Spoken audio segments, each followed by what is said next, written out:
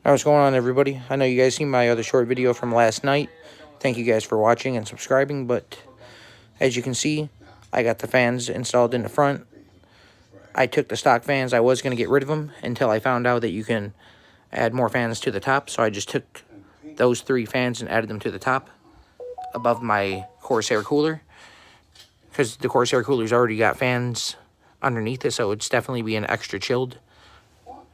And now, with everything installed, including the new RAM, upgraded from 64 gigabytes to 128 gigabytes, let's see if this thing will fire up. Then we'll put on the panels.